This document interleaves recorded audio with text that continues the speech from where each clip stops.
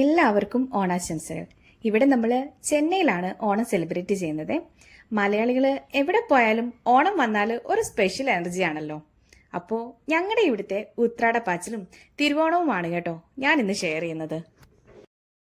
എല്ലാവരും ഇപ്പോൾ ഓണം കഴിഞ്ഞതിൻ്റെയൊക്കെ ഒരു ക്ഷീണത്തിലാവും അല്ലേ. ഇവിടെ പിന്നെ ഓണം വെക്കേഷൻ ഒന്നും ഉണ്ടായിരുന്നില്ല. ഒരു ദിവസത്തെ ലീവേ ഉണ്ടായിരുന്നുള്ളൂ തിരുവോണത്തിന്. അപ്പോൾ അല്ലാതെ വെക്കേഷൻ ഒന്നും ഉണ്ടായിരുന്നില്ല. അവിടെ നാട്ടിൽ കുട്ടികളുടെയൊക്കെ വെക്കേഷനൊക്കെ കഴിഞ്ഞിട്ട് എല്ലാവരും ഇന്ന് തൊട്ട് സ്കൂളിൽ പോകാനായിട്ടൊക്കെ സ്റ്റാർട്ട് ചെയ്തിട്ടുണ്ടാവും അല്ലേ. അപ്പോൾ ഇത് ഞങ്ങളുടെ ഉത്രാട ഈവനിങ് തൊട്ട് തിരുവോണ സദ്യ വരെയാണ് കേട്ടോ. അപ്പോൾ ബാക്കിയുള്ള ദിവസം ഒന്നും തന്നെ പൂക്കളം ഇട്ടില്ലെങ്കിലും തിരുവോണത്തിന് നമുക്ക് പൂക്കളം ഇടാതെ എന്തായാലും ഒക്കില്ലല്ലോ. പൂക്കളം ഇല്ലാതെ എന്ത് തിരുവോണം അല്ലേ. സദ്യ പോലെ തന്നെ തിരുവോണത്തിന് ഒഴിച്ചുകൂടാൻ പറ്റാത്ത ഒന്നാണല്ലോ പൂക്കളവും. അങ്ങനെ ആദ്യം തന്നെ പൂക്കളൊക്കെ വാങ്ങാനായിട്ട് പോയതാണ്. ചെന്നൈയിൽ പൂക്കൾക്കാണെങ്കിൽ പിന്നെ ഒരു ക്ഷാമവും ഇല്ല. എന്നും ഇവിടെ എങ്ങോട്ട് നോക്കിയാലും ഈ പൂക്കടകളൊക്കെ തന്നെയാണ്. നമ്മുടെ നാട്ടിലാണെങ്കിൽ ഓണത്തിന് മാത്രമാണെന്ന് തോന്നുന്നു ഇങ്ങനെ എല്ലായിടവും ഇങ്ങനെ പൂക്കളും അങ്ങനെ പൂക്കളുടെ ഷോപ്പൊക്കെ വരിക.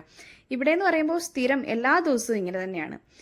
അതുകൊണ്ട് പിന്നെ പൂക്കൾ തേടി നടക്കേണ്ട ഒരു ആവശ്യമൊന്നും ഇവിടെ ഉണ്ടായിരുന്നില്ല. അങ്ങനെ പൂക്കളെല്ലാം കൂടി കണ്ടപ്പോഴത്തേക്കും ഒരുപാട് കളറിലെ പൂക്കളൊക്കെ ഞങ്ങൾ വാങ്ങിയിട്ടുണ്ടായിരുന്നേ. എല്ലാ പൂക്കളുടെയും പേരൊന്നും അറിയില്ല. പല കളറിലെ റോസും ബന്ദിയും അങ്ങനെ എന്തൊക്കെയോ വാങ്ങിയിട്ടുണ്ട്. എല്ലാ കളറും കൂടി ആകുമ്പോഴത്തേക്കും ഒരു കളർഫുൾ ഓണമൊക്കെ ഫീൽ ചെയ്യുമല്ലോ. ഇത് തന്നെയാണ് ഓണത്തിന്റെ ഒരു പ്രത്യേക സന്തോഷവും അല്ലേ. അങ്ങനെ പിന്നെ പൂക്കളൊക്കെ വാങ്ങിയിട്ട് നേരെ ബേക്കറിയിലേക്കാണ് പോയത്. കുറച്ച് ബേക്കറി ഐറ്റംസ് ഒക്കെ വാങ്ങി. സത്യത്തിൽ ഈ ബേക്കറി ഐറ്റംസ് ഒന്നും ഇവിടെ അങ്ങനെ വാങ്ങാറുമില്ല, ആരും കഴിക്കാറുമില്ല. എന്നാലും ഓണത്തിന് ഇതാണല്ലോ ഒരു ആചാരം. ഓണം ടൈമിന് ഇതൊക്കെ വീട്ടിലുണ്ടാകുന്നത് ഒരു സ്പെഷ്യൽ ഫീൽ ആണല്ലോ. പണ്ട് തൊട്ടേ അങ്ങനെ കണ്ടതുകൊണ്ടൊക്കെ ആയിരിക്കാം. അങ്ങനെയാണല്ലോ കാണുന്നത് എപ്പോഴും. പണ്ടൊക്കെ എന്ന് പറയുമ്പോൾ ഉപ്പേരിയൊക്കെ ഇങ്ങനെ വീട്ടിലൊക്കെ ഉണ്ടാക്കുകയൊക്കെ ആയിരുന്നു. പിന്നീട് അത് വാങ്ങുന്നതായി. അപ്പോൾ എൻ്റെയൊക്കെ പണ്ട് തൊട്ട് തന്നെ വാങ്ങുന്നതൊക്കെ തന്നെയാണ് കണ്ടിട്ടുള്ളത്. അങ്ങനെ വീട്ടിലൊന്നും അങ്ങനെ ഉണ്ടാക്കിയിട്ടൊന്നുമില്ല. പിന്നെ ഞങ്ങൾ വരുന്ന വഴിയൊക്കെ വാഴയില തേടി നോക്കിയായിരുന്നേ. പക്ഷെ എല്ലാ ഷോപ്പിലും പറഞ്ഞത് നാളെ രാവിലെ ചെല്ലാനാണ്. അപ്പോൾ വേണ്ട ബേക്കറിയിൽ കയറിയിട്ട് ഇറങ്ങിയപ്പോഴത്തേക്കും തൊട്ടടുത്ത ഷോപ്പിൽ തന്നെ വാഴയില ഇരിക്കുന്നത് കണ്ടു. അങ്ങനെ അതും വാങ്ങി.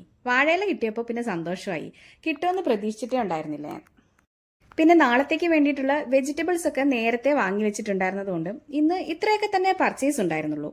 പൂക്കള്, ബേക്കറി ഐറ്റംസ്, വാഴയില ഇതൊക്കെ കിട്ടിയ സമയം തന്നെ ഓണം ഷോപ്പിംഗ് എല്ലാം കംപ്ലീറ്റ് ആയി എന്നൊരു ഫീൽ ഉണ്ടായിരുന്നേ.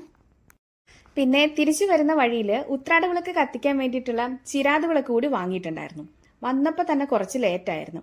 അതുകൊണ്ട് വന്നുടൻ തന്നെ ഞങ്ങൾ ചിരാതുവിളക്കൊക്കെ കത്തിച്ചു. ടെറസിൽ കൂടി വെക്കാന്നൊക്കെ കരുതിയിട്ട് കുറച്ച് കൂടുതൽ ചിരാതുവിളക്കൊക്കെ വാങ്ങിയിട്ടുണ്ടായിരുന്നു. പക്ഷേ കാറ്റുള്ളതുകൊണ്ട് ബാൽക്കണിയിൽ മാത്രമേ വെച്ചിട്ടുണ്ടായിരുന്നുള്ളേ. പിന്നെ നാളത്തേക്കുള്ള പരിപാടിയിലേക്കൊക്കെ ഒന്ന് കടന്നു. നൈറ്റ് തന്നെ അത്തമൊക്കെ ഒന്ന് ഇട്ട് വെക്കണമായിരുന്നു. പിന്നെ ശ്രീ ആണെങ്കിൽ പുളിശ്ശേരി ഉണ്ടാക്കാനായിട്ട് പോയി. ഞാനും മോളും കൂടി പൂക്കളൊക്കെ ഒന്ന് അറേഞ്ച് ചെയ്തു. ഓരോരോ കളറായിട്ട് എതളുകളൊക്കെ ഒന്ന് പിച്ചി ഒക്കെ വെക്കുവാണേ. ശ്രീയാണ് അത്തത്തിനുള്ള കളമൊക്കെ വരച്ചു തരുന്നത്. പുറത്തിടാനായിട്ടൊക്കെ അല്ല, ഞങ്ങൾക്കാണെങ്കിൽ അകത്ത് തന്നെ ഹാളിൽ തന്നെ ഇടണം. പുറത്തൊന്നും ഇടാനായിട്ടുള്ള സൗകര്യമൊന്നും ഇല്ല. അപ്പോൾ ഹാളിൽ ആ ഒരു ലിവിങ് സ്പേസിലാണ് ഞങ്ങൾ അത്തം ഇടാനായിട്ട് സ്ഥലം കണ്ടുപിടിച്ചത്. അപ്പോൾ ഞങ്ങൾ പൂവൊക്കെ ഒന്ന് റെഡിയാക്കി വെച്ച സമയം കൊണ്ട് ശ്രീ പുളിശ്ശേരിയും ഒക്കെ ഒന്ന് റെഡിയാക്കിയിട്ട് വന്നു. അതിനുശേഷം ഞങ്ങൾക്ക് അത്തത്തിൻ്റെ കളമൊക്കെ ഒന്ന് വരച്ചു തന്നു. ഞങ്ങൾ പിന്നെ അത്തപ്പൂക്കളമൊക്കെ ഇടാനായിട്ടിരുന്നു. ഈ അത്തപ്പൂക്കളം എന്ന് പറയുമ്പോൾ തന്നെ നിറയെ ഒരു ചൈൽഡ്ഹുഡ് മെമ്മറീസ് ആണല്ലേ. പണ്ടൊക്കെ അത്തം തുടങ്ങാൻ കാത്തിരിക്കുമായിരുന്നു. അത്തം മുതൽ തിരുവോണം വരെ 10 ദിവസം മുടങ്ങാതെ പൂക്കളം ഇടും. ഒരു സ്പെഷ്യൽ എക്സൈറ്റ്മെന്റ് ആയിരുന്നു അന്നൊക്കെ. മിക്ക ദിവസവും പൂക്കളൊക്കെ കൂടുതൽ ഇലകളായിരിക്കും. എന്നാലും എന്തൊരു സന്തോഷമായിരുന്നു അതിലുണ്ടായിരുന്നെന്നറിയോ. എല്ലാവർക്കും ഉണ്ടാവും അല്ലേ ആ ഒരു ഓർമ്മ. എത്ര ശ്രമിച്ചാലും നമുക്ക് അതൊന്നും അങ്ങനെ പോവില്ല. അതിൻ്റെ ആ ഒരു സന്തോഷമൊക്കെ ഒന്ന് വേറെ തന്നെയായിരുന്നു. ഓണത്തിൻ്റെ ഓർമ്മകളൊന്നും തന്നെ മറക്കാൻ പറ്റുന്ന കാര്യമല്ല അല്ലേ. ഈ പൂക്കളം ഇടലും സദ്യയും എല്ലാവരും കൂടി തിരുവോണത്തിന് എല്ലാവരും ഒത്തുകൂടുന്നതും ഓരോരോ കളിയും തമാശയും ഒരുമിച്ചുള്ള സദ്യയും എല്ലാം എത്ര നല്ല ഓർമ്മകളായിരുന്നല്ലേ. ഇന്നതൊക്കെ ചുരുങ്ങി ചുരുങ്ങി എത്രയോ ചെറുതായിപ്പോയി. സത്യം പറഞ്ഞാൽ എൻ്റെ മോൾക്കൊന്നും ഓണത്തിനെ കുറിച്ച് വലിയ പിടിയേ ഇല്ല. ഇങ്ങനെ എല്ലാവരും കൂടി ഒത്തുകൂടുന്നതും ഈ ഓണത്തിന് ഓരോരോ പ്രോഗ്രാംസ് ഓരോ സ്ഥലത്ത് നടക്കുന്നതും അതിനെക്കുറിച്ചൊന്നും ഒരറിവില്ല അവർക്ക്. കൂടി വന്നാൽ അമ്മുമ്മ അപ്പൂപ്പൻ ഞങ്ങൾ അത്രയൊക്കെ കൂടിയിട്ടുള്ള ഒരു അറിവ് മാത്രമേ അവർക്കുള്ളൂ. അല്ലാതെ എല്ലാ റിലേറ്റീവ്സും കൂടി കൂടുന്നതും എല്ലാവരും കൂടി ഒരുമിച്ച് സദ്യ ഉണ്ടാക്കുന്നതും എല്ലാവരും കൂടി ഒരുമിച്ച് കഴിക്കുന്നതും ആ ഒരു ഫാമിലിയിൽ തന്നെ ഉണ്ടാവും ഒരു പ്രോഗ്രാം നടത്താനായിട്ടുള്ള അത്രയും ആളുകളൊക്കെ. അങ്ങനെ കൂടുന്നതിനെക്കുറിച്ചും ഒന്നും അവർക്കറിയേയില്ല. അതിനെക്കുറിച്ചൊന്നും ഇല്ല, അവർക്കൊന്നും ഒട്ടും അറിയില്ല. അങ്ങനെ ഒരുപാട് മാറ്റമാണ് കുറച്ച് കാലം കൊണ്ട് തന്നെ ഉണ്ടായെന്ന് തോന്നുന്നുണ്ട്.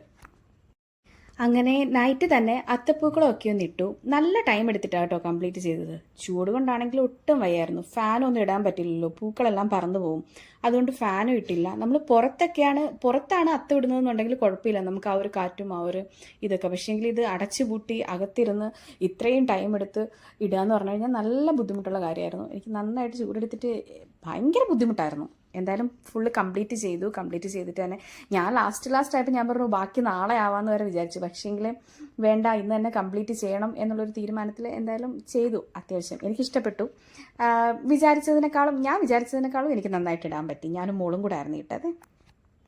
എത്രയൊക്കെ ട്രൈ ചെയ്തിട്ടും ഒരു 4 കവർ ഫ്ലവർ തുറന്നതുപോലും ഇല്ല കേട്ടോ, മിച്ചം വന്നു. അത്രയും മിച്ചമായിരുന്നു വന്നത്. കുറേ ഞാൻ മേലെ ഒക്കെ ഇട്ട് നോക്കി, എന്നിട്ടൊക്കെ മിച്ചം വന്നു.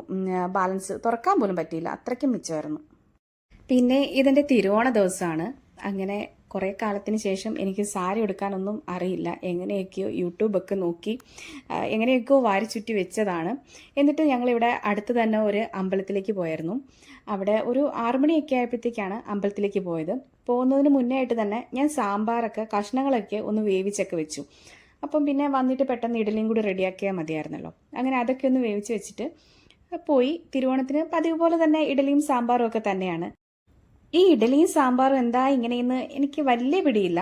തിരുവോണത്തിന് ബ്രേക്ക്ഫാസ്റ്റ് എന്തായാലും ഇഡലിയും സാമ്പാറും ആയിരിക്കും. അത് പണ്ട് മുതലേ ഉള്ളൊരു ആചാരമാണ്. വീട്ടിലൊക്കെ പണ്ട് തൊട്ടേ ഇങ്ങനെയാണ്. മിക്ക വീട്ടിലും അങ്ങനെ തന്നെയാണെന്നാണ് എനിക്ക് തോന്നുന്നത്. നിങ്ങളൊക്കെ എങ്ങനെയാണെന്നൊന്ന് പറയണേ. പിന്നെ തിരുവോണത്തിന് സദ്യ ഒരുക്കുന്നത് നല്ല പണിയുള്ള കൊണ്ടാകായിരിക്കും അല്ലേ. എളുപ്പം ഉണ്ടാക്കുന്നത് ഇഡലിയും സാമ്പാറും ആണല്ലോ. പിന്നെ സാമ്പാർ ഉച്ചക്കത്തേക്ക് കൂടി ആകുകയും ചെയ്യും. അതാകുമ്പോൾ പെട്ടെന്ന് ആവുമല്ലോ. ഞാൻ എന്തായാലും ഇഡലിയും സാമ്പാറും ഉണ്ടാക്കുന്ന ആ ഒരു ഉദ്ദേശത്തിലാണ്. സാമ്പാറും ഉച്ചക്കത്തേക്കുള്ള ഒരു കറി നേരത്തെ റെഡിയാവുമല്ലോ എന്ന് വിചാരിച്ചിട്ടാണ് ഇഡലിയും സാമ്പാറും ഞാൻ ആക്കുന്നത്. എല്ലാ വർഷവും അങ്ങനെ തന്നെയാണ്. എൻ്റെ വീട്ടിലും അങ്ങനെ തന്നെയാണ്. ഇപ്പോൾ അമ്മ വിളിച്ചപ്പോഴും പറഞ്ഞു അവിടെ ഇപ്പോഴും ഈ തിരുവോണത്തിനും ഇഡലിയും സാമ്പാറും തന്നെയാണെന്ന്. പിന്നെ അമ്പലത്തിൽ നിന്നൊക്കെ തിരിച്ച് വന്നിട്ടാണ് ഇവിടെ വിളക്കൊക്കെ കത്തിച്ചത്. വിളക്കൊക്കെ കത്തിച്ചിട്ട് കുറച്ച് നേരം അത്തപ്പൂവിൻ്റെ അവിടേക്ക് ഇരുന്ന് കുറച്ച് ഫോട്ടോഷൂട്ടും കാര്യങ്ങളൊക്കെ ചെയ്തു.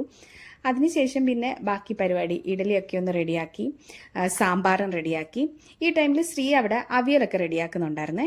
ഞങ്ങൾ വേഗം ജോലി തീർക്കാനുള്ള പ്ലാനിലാണ്. ഇന്ന് മൊത്തം കിച്ചണിൽ നിൽക്കാതെ എത്രയും വേഗം ജോലി തീർത്തിട്ട് ഇറങ്ങാമെന്നുള്ള ഒരു ഉദ്ദേശത്തിലാണ് ഞങ്ങൾ തുടങ്ങിയത്. അപ്പോൾ അതുകൊണ്ട് ഞങ്ങൾ വെജിറ്റബിൾസ് ഒക്കെ നേരത്തെ തന്നെ അരിഞ്ഞൊക്കെ വെച്ചിട്ടുണ്ടായിരുന്നു. അപ്പോൾ എല്ലാം പെട്ടെന്ന് റെഡിയാക്കിയാൽ മാത്രം മതിയല്ലോ, അതാകുമ്പോൾ എളുപ്പമാണല്ലോ. അപ്പോൾ എളുപ്പം തീർക്കുക എന്നുള്ളൊരു ഉദ്ദേശത്തിൽ ഞങ്ങൾ കയറി. എന്തായാലും ഒരു 12 മണിക്ക് മുന്നേ തന്നെ പായസം വരെ റെഡിയായിരുന്നു. ഞങ്ങൾ ഈ 3 ആളെ ഉള്ളൂ എങ്കിലും ഓണത്തിന്റെ സദ്യ നമുക്ക് സ്പെഷ്യൽ ആയിരിക്കണമല്ലോ. 3 ആളായാലും 30 ആളായാലും നമുക്ക് ഓണത്തിന് ഇലയിൽ എല്ലാ വിഭവവും വേണമല്ലോ. ആദ്യം ഞങ്ങൾ പുറത്തുനിന്ന് സദ്യ ഓർഡർ ചെയ്യാനായിട്ടൊക്കെയുള്ള പ്ലാനിലായിരുന്നു. പിന്നീട് അത് വേണ്ട, ഓണത്തിന്റെ ആ ഒരു കുക്കിംഗ് ഒക്കെ ആണല്ലോ ഒരു രസം. ചുമ്മാ ഫുഡ് കഴിക്കുന്നത് മാത്രമല്ലല്ലോ, ഓണത്തിന് ആ ഒരു കുക്ക് ചെയ്ത് ഒരുമിച്ച് നിന്ന് കുക്ക് ചെയ്യുക, അതൊക്കെ വിളമ്പി വെച്ച് കഴിക്കുക. ഇത് നമുക്ക് എല്ലാ വിഭവങ്ങളും അതാത് അളവിൽ കൃത്യമായിട്ട് നമ്മൾ ക്യാഷ് കൊടുത്ത് മേടിച്ച് കഴിക്കുമ്പോൾ ആ ഒരു സുഖം കിട്ടത്തില്ല. സാധാരണ പുറത്ത് പോയി ഫുഡ് കഴിക്കുന്നതിൻ്റെ ഒരു ഫീലല്ലേ അതിന് കിട്ടുള്ളൂ. ആ ഒരു ഓണത്തിൻ്റെ സദ്യ കഴിക്കുന്ന ഒരു ഫീൽ കിട്ടില്ലല്ലോ. അപ്പോൾ അത് ഉണ്ടാക്കി തന്നെ കഴിക്കുമ്പോഴല്ലേ ഒരു രസം.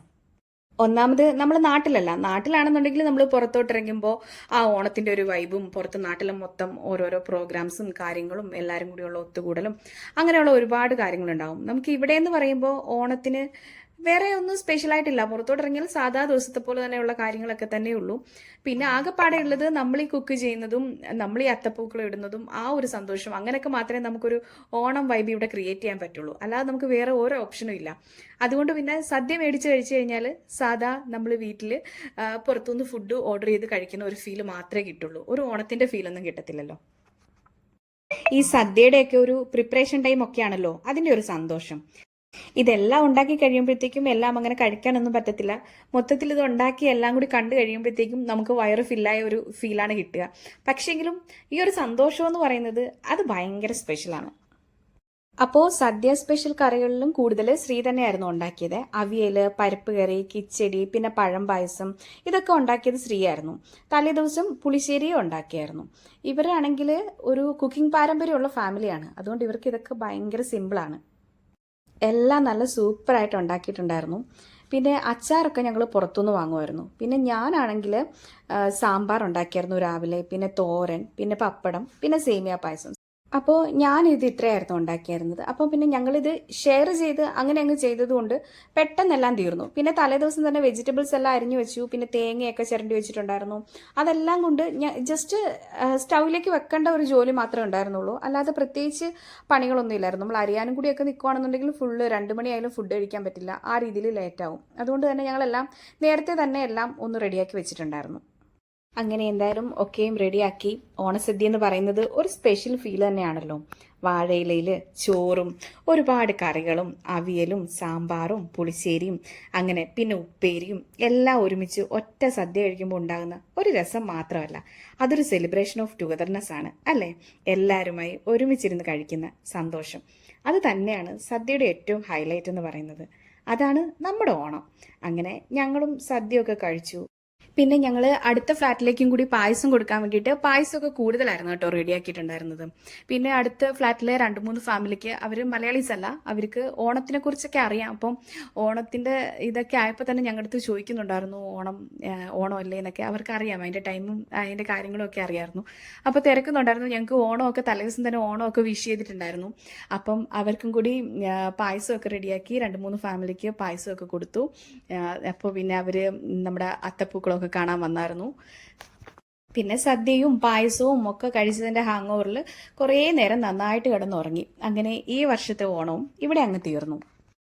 അങ്ങനെ ഇനിയും ഒരു വർഷത്തെ കാത്തിരിപ്പ്, പുതിയ സന്തോഷവും ഓർമ്മകളും ഒക്കെ കൊണ്ട് ഇനിയും നമ്മുടെ ഓണം തിരിച്ചു വരട്ടെ. അപ്പോൾ നിങ്ങളുടെ ഓണം എങ്ങനെ ഉണ്ടായിരുന്നു എന്നൊക്കെ ഒന്ന് കമൻറ്റിൽ ഷെയർ ചെയ്യണേ. ഓണം കഴിഞ്ഞു പോയെങ്കിലും എല്ലാവർക്കും ഒരിക്കൽ കൂടി ഓണാശംസകൾ. അപ്പോൾ ഓണത്തിൻ്റെ റെസ്റ്റിനൊക്കെ ശേഷം നമ്മുടെ ചലഞ്ചൊക്കെ നമുക്ക് ഇനിയും കണ്ടിന്യൂ ചെയ്യണം. അപ്പോൾ അതിൻ്റെ വീഡിയോസൊക്കെ ഞാൻ ഉടനെ തന്നെ ഇടുന്നതാണ് കേട്ടോ. അപ്പോൾ വീഡിയോ ഇഷ്ടമായാൽ ലൈക്ക് ചെയ്യാനും സബ്സ്ക്രൈബ് ചെയ്യാനും ഒന്നും മറക്കരുത്. അപ്പോൾ thank you for watching. See you in the next video.